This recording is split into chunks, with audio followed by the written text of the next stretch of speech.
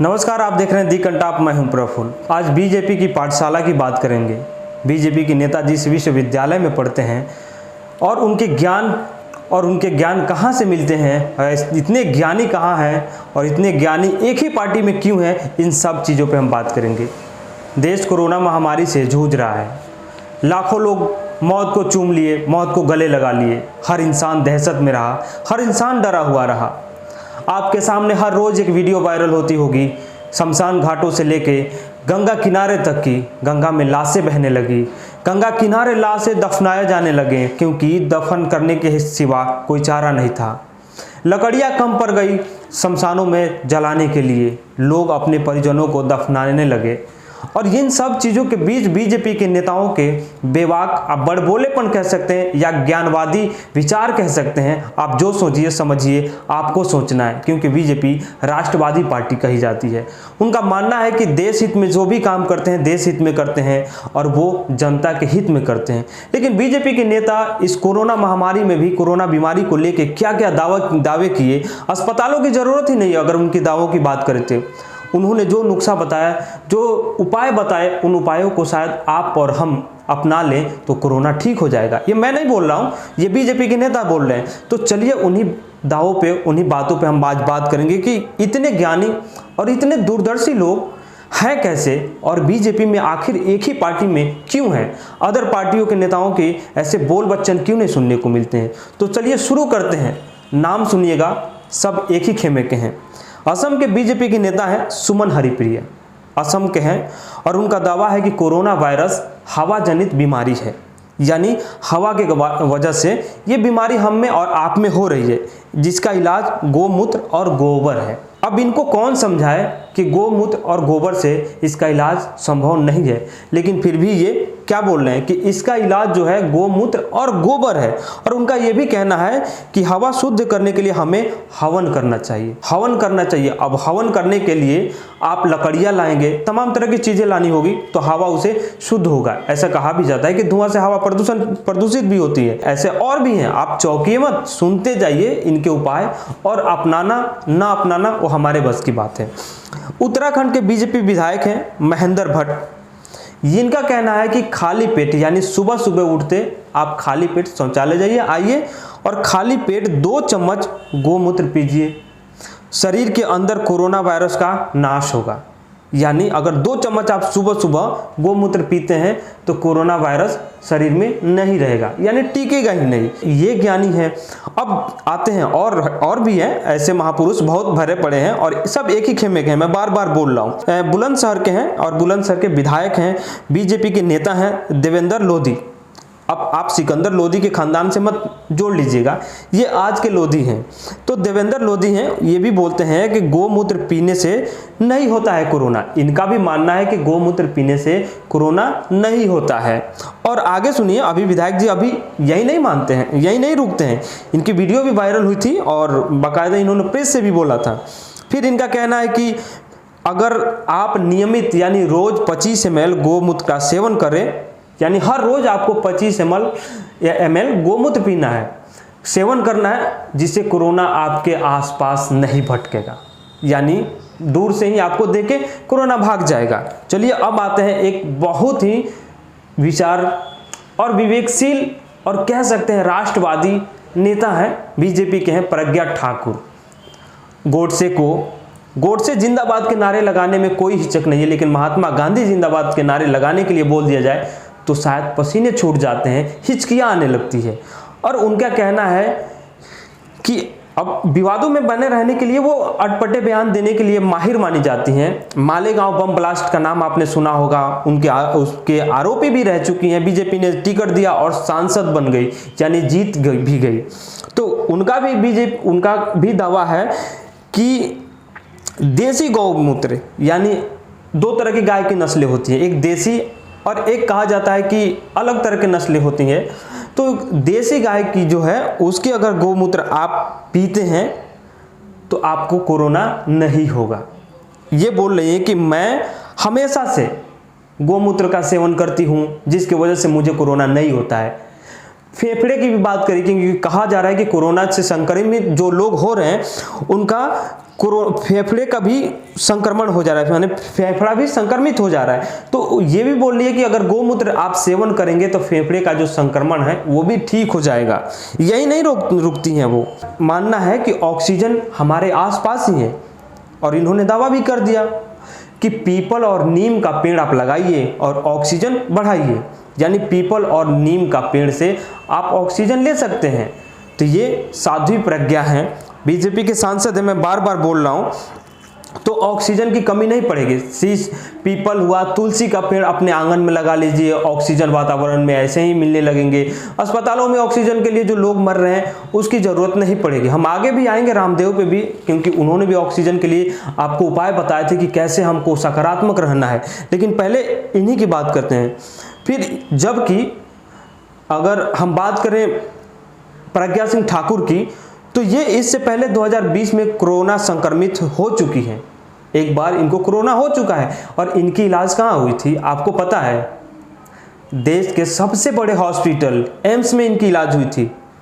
गोमूत्र का सेवन करने का उपाय आपको दे रही हैं, सुझाव तो आपको दे रही हैं, लेकिन ये इलाज कराने कहाँ गई थी?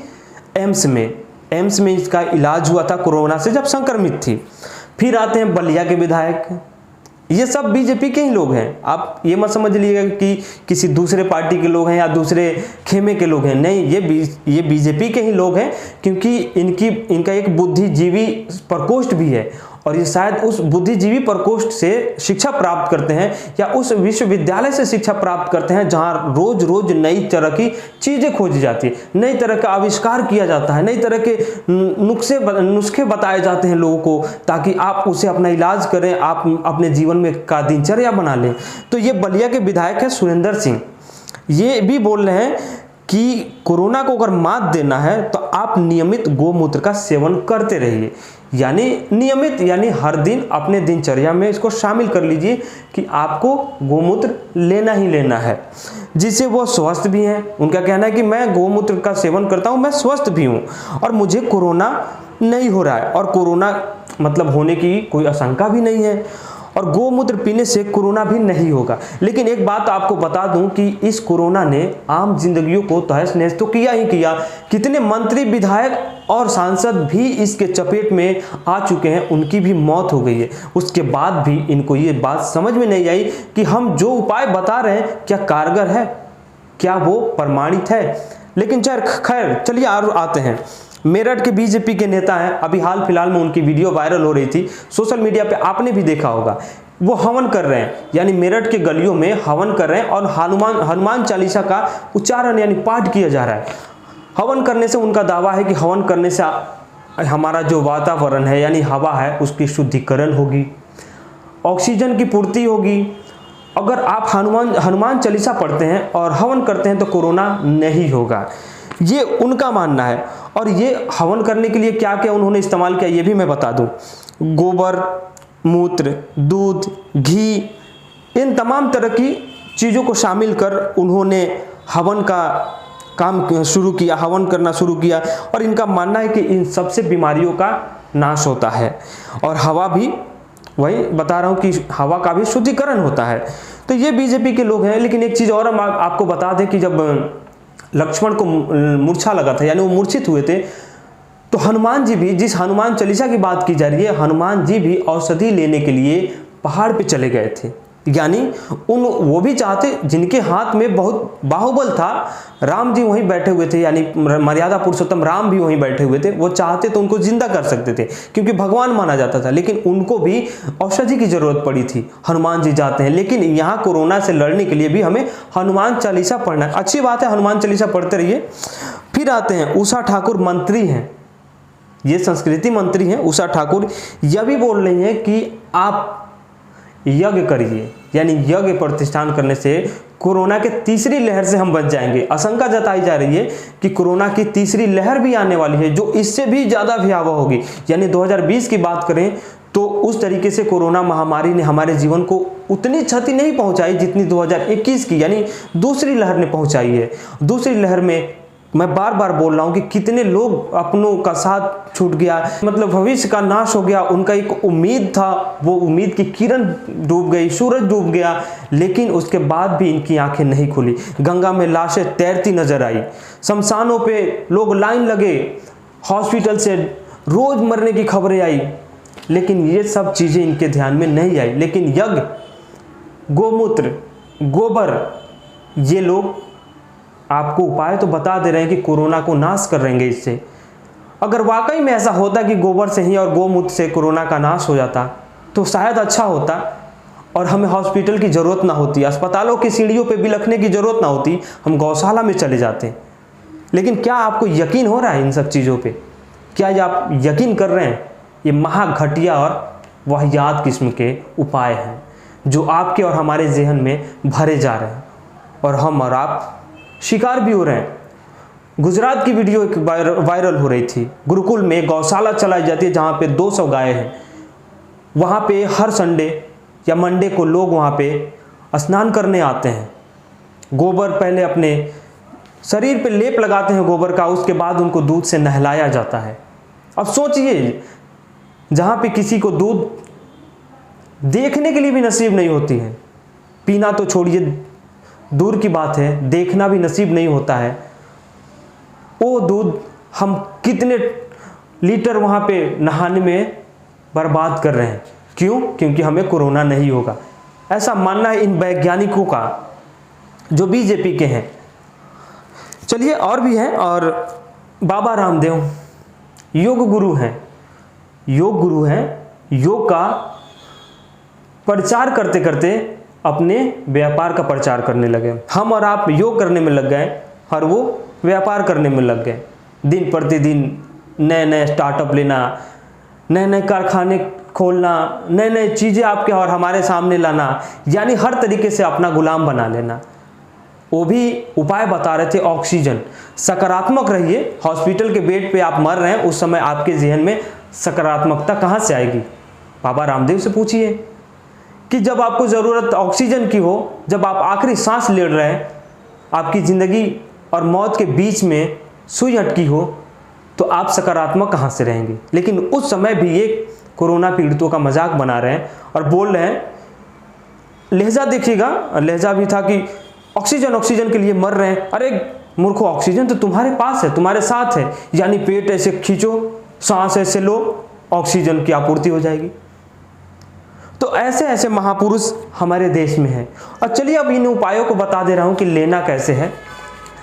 ये उपाय अजीत अंजुम जी भी ने आपको बताया होगा, मैं भी बता रहा हूं। सेवन कैसे करना है? सेवन करना है कि आप सुबह उठते ही ताज़ा गोमूत्र 2 चम्मच, 1 ढक्कन या जितना लेना हो, 25 ml आपको जितना लेना हो लीजिए। किसी गौशाले में चले जाइए और वहाँ जाके आप सुबह सुबह नाश्ता करने से पहले, फिर ब्रेकफास्ट करने के बाद में आप बाबा रामदेव की बनाई हुई क्रोनिल का 2 टैबलेट ले लीजिए। क्रोनिल हमारे मंत्रियों ने उनके क्रोनिल का बाकायदा अच्छे से प्रचार प्रसार भी किया गया था, जबकि वो प्रमाणित नहीं था। खैर फिर भी क्रोनिल आप ले सकते हैं। नहाना हो तो एकदम ताज़ा और शुद्ध गोबर लीजिए, देह पे लेप लगाइए। दूध हो तो दूध से नहा लीजिए, नहीं तो गोबर से काम चल जाएगा। ये सब चीज़ें मैं नहीं बता रहा हूँ, क्योंकि आप सत्ताधारी पार्टी को आपने वोट दिया था और सत्ताधारी पार्टी में एक से एक महापुरुष भरे पड़े हैं, एक से एक वैज्ञानिक भरे पड़े हैं, वो उनका नुकसान है। फिर आप दोपहर में खाने में 5 से 6 या उससे भी ज़्यादा भाभी जी का पापड़ ले लीजिए। आज याद है ना आपको भाभी जी का पापड़? साहब ने कहा था कि भाभी जी के पापड़ खाने से भी कोरोना नहीं होता है। तो आप 5, 6, 8 आपको जितना लेना है आप पापड़ ले लीजिए। फिर शंख बजाइए सुबह शाम, जब आपको टाइम मिले, आप सुबह में टाइम मिले, शाम में टाइम मिले, आप शंखनाद बजाइए। शंख बजाते ही कोरोना ऐसा ही भागेगा जैसे आपने देखा होगा कि पुलिस चोर के पीछे भागती है, यानी शंख की आवाज़ सुनते ही कोरोना भागना शुरू कर देगा। फिर उसके बाद सोने से पहले ये डार्क चॉकलेट लेना है। डार्क चॉकलेट सोने से पहले लेना है और गो कोरोना गो, गो कोरोना गो, गो कोरोना गो जाप लेके आराम से सो जाइए। सुबह उठेंगे, कोरोना आपके गांव में नहीं नज़र आएगा, कोरोना आपके आसपास नहीं नज़र आएगा, एकदम दूर दूर दिखेगा। ये अब बताइए ये कितना कारगर है आपकी ज़िंदगी में, आप रोज़मर्रा की ज़िंदगी में कितना कारगर है। जिस समय हम पूरा देश नया नया आविष्कार करने में लगा है, सभी देश परेशानी में है और इसके इलाज, इसके उपाय ढूंढ रही जाए। WHO की टीम के साथ मिलके वर्ल्ड में रिसर्च किया जा रहा है ताकि कोरोना पे काबू पाने के लिए कोई वैक्सीन बनाई जाए, अच्छी से अच्छी वैक्सीन बनाई जाए। वैक्सीन भी बनी है, कोवैक्सीन, कोविशील्ड वैक्सीन हमारे देश में सीरम इंस्टीट्यूशन ने बनाया। लेकिन उसके बाद भी ये बीजेपी के नेता जो लोग हैं, बीजेपी के मंत्री, सांसद, विधायक जो हैं, वो ऐसे उपाय बता रहे हैं हमको और आपको जो संभव नहीं है। चलो मान भी लेते हैं, लेकिन ये कब संभव है? जब हम 1000 साल पीछे होते हैं, यानी जब हम कह सकते हैं वैदिक या ऋग्वेदिक या पौराणिक इतिहास की बात करें, उस समय या ऋषि मुनियों के ज़माने में या उस समय की उनकी ज़िंदगी में शायद ये हो सके कारगर हो सकता था। लेकिन जब हमारी खान पान, रहन सहन, सब चीज़ें बदल गई, तब इसकी आवश्यकता क्यों पड़ रही है? तब इसके उपाय से क्या सच में कोरोना पे हम मात पा लेंगे? जबकि हजारों, लाखों, कई लाख लोग मर चुके हैं, अभी भी लोग सांसों के लिए लड़ रहे हैं। हॉस्पिटल में ऑक्सीजन की कमी पड़ गई, उसकी आपूर्ति करने के बजाय बीजेपी के नेता प्रचार प्रसार में लगे रहे। गंगा किनारे कुत्ते लाशों को नोचने लगे, चील कौवे खाने लगे, अंतिम संस्कार नहीं हो पाया मरते मरते भी। तब हम ऐसे उपाय बता रहे हैं। जबकि अगर प्रामाणिकता की बात करें तो WHO की टीम या डॉक्टर्स या वैज्ञानिक सबने इसे अप्रामाणिक बताया है कि गोबर और गौमूत्र से कोरोना बिल्कुल ठीक नहीं होगा। यहाँ तक कि ये भी कहा जाता है कि अगर आप जानवरों के साथ या जानवरों के संपर्क में रहेंगे या जानवरों का कोई भी चीज़, वो गोबर हो, गोमूत्र हो, अगर आप सेवन कर रहे हैं, अपने शरीर पे लेप लगा रहे हैं, तो उससे उनका इन्फेक्शन आपके अंदर भी आ सकता है। यानी उनके अंदर जो बीमारी है वो बीमारी आप में भी हो सकती है। फिर भी उसके बावजूद भी लोग अंधविश्वास में पड़े हुए हैं। कही हुई बातों को लेके चलना, एक बार जो बोल ले बीजेपी की कोई नेता, उसको लक्ष्मण रेखा मान लेना कर्तव्य हो गया है। जब हमें ज़रूरत ऑक्सीजन की है, जब हमें ज़रूरत दवाइयों की है, जब ज़रूरत अस्पतालों की हो, तब हमें ऐसे उपाय बताए जा रहे हैं। तो सोचना और समझना खैर आपको है कि आप कौन से एरा में जी रहे हैं, कौन से सदी में जी रहे हैं। क्या अभी भी हम उसी सदी में हैं जहाँ पे अंधविश्वास, पाखंड, ये तमाम तरह की चीज़ें होती थी, या उसमें जहाँ पे वैज्ञानिकता के आधार पर या वैज्ञानिकों ने नए नए शोध किए, नए नए आविष्कार किए, उस ज़माने में है? सोचिए और इन सब चीज़ों को ध्यान में रखिए। फिर मैं चलते चलते बस यही कहूँगा कि मैं भी ये बोल रहा हूँ कि गौमूत्र, गोबर से कोरोना बिल्कुल ठीक नहीं होगा, हवन करने से कोरोना बिल्कुल ठीक नहीं होगा, हनुमान चालीसा पढ़ने से कोरोना बिल्कुल ठीक नहीं होगा। हाँ, हनुमान चालीसा पढ़ने से आपके मन को शांति मिल सकती है, आपको मन को थोड़ी सी तसल्ली मिल सकती है, आप आराधना कर सकते हैं, इसमें कोई संशय नहीं है। लेकिन कोरोना से इसका कहीं से कोई लेना देना नहीं है। लेकिन बीजेपी की पाठशाला में ऐसे लोग शामिल हैं जो आपको हर रोज़ ज्ञान देंगे। इन ज्ञानियों को सुनकर या इन ज्ञानियों के विचार को देखकर वीणा वादक सरस्वती माता भी सोचती होगी कि इतने चमत्कारणी विद्या वाले पुरुष आखिर इस ज़माने में आए कहाँ से हैं, कौन लोग हैं ये जो ऐसे ज्ञान दे रहे हैं। तो खैर सोचिएगा और समझिएगा इन चीज़ों को। हमारे चैनल दी कंटाप को लाइक कीजिए, शेयर कीजिए, सब्सक्राइब कीजिए और हाँ, यूट्यूब पे बेल आइकन दबाना बिल्कुल मत भूलिएगा। और हाँ, अफवाहों से बच के ज़रूर रहिएगा।